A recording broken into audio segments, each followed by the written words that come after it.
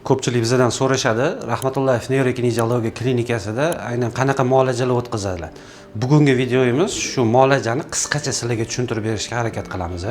Bu bemorimizda hech qanaqa kasalliklari yo'q, faqatgina holsizlik yoki o'sha sportdan kelgan, misol uchun futbol o'ynasalar yoki qanaqadir sportga borsalar, ertasi kunga восстановление, ya'ni tiklanish qiyin bo'lar ekan. Hozir muskullarni kineziologiya test orqali test qilib, muammo qattaligini topishga harakat qilamiz. Tizzani bukmagan holatda oyog'ingizni bor kuchingiz bilan tepaga ko'tarasiz. Bor kuchingiz bilan. Bo'ldi.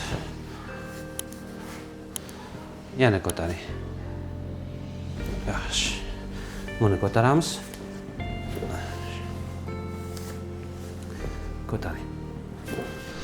Hozir primoy mishsani test qildik. Hozir bu yerda imенно bulada gipertonus chiqyapti. Ya'ni mushaklari keragidan ortiq ishlayapti. Mushaklar odam yotgan holatida o'zi bilish kerak. Misol uchun hozir shu joyida yotganlarda напряжение yo'q. O'zi расслабиться qilib bo'shashib berish kerak. Lekin bularda yotgan holatlarida ham muskullar tonusda turibdi.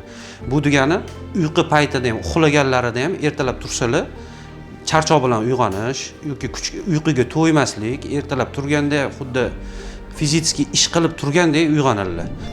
Hozir bu qilayotgan ishimiz 3D korreksiya deyiladi. Именно shu manipulyatsiyadan keyin muskullar bo'shashish kerak edi.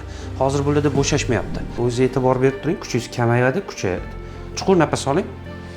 Chiqaring, ko'taring oyog'ingizni tepaga. Kuchingizni bilyapsizmi? Pastga bosa olmayman oyog'ingizni. Qarshilik juda ham zo'r.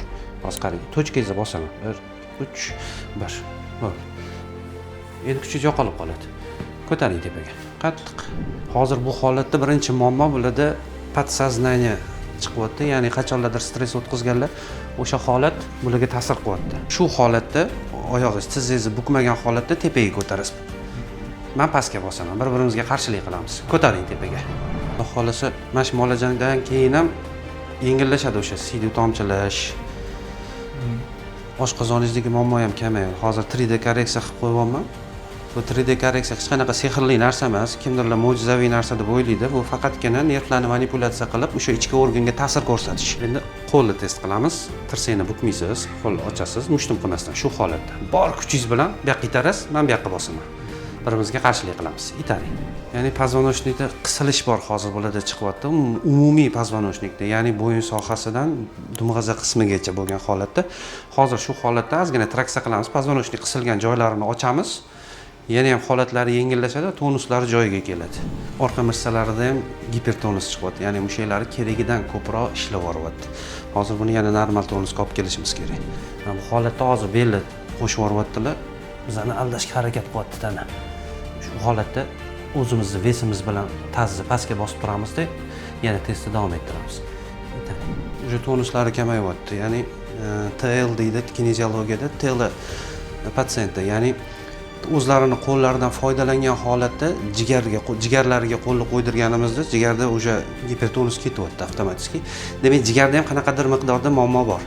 Ya'ni aytmaymiz, qanaqadir og'ir kasallik bor yoki oddiy jigar yog' bosishi bo'lishi mumkin yoki oddiy filtratsiyasi to'lib qolgan bo'lishi mumkin. Hozir tepaga yotganlarida hozir uni ham tekshirib, agar kineziologiya orqali yordam bera oladigan muolaja bo'lsa, uni ham to'g'rilab o'tib ketamiz. Ko'ngil aynashlari bo'lmaydimi ko'p sizda? Oxirgi paytda kuzatiladi. Jigardan bo'layotgan bo'lishi mumkin. Oyoq mana shu bukilgan holatda sonni o'zini tepaga ko'taramiz. Ha, shunday qilib. Ko'taring tepaga qattiq. Yo, tizzani tekis tursin, mana bukilib tursin. Ko'taring endi tepaga. Jigarda unaqa seriozniy muammo yo'q. Faqatgina o'sha ozgina xulab qolgan, qo'pol qilib ko'cha tilida aytadigan bo'lsa, xulab qolgan, o'shani uyg'otib beryapmiz bo'ldi. Endi hozir parterniy shak deydi, bu oxirgi kineziologiya testi.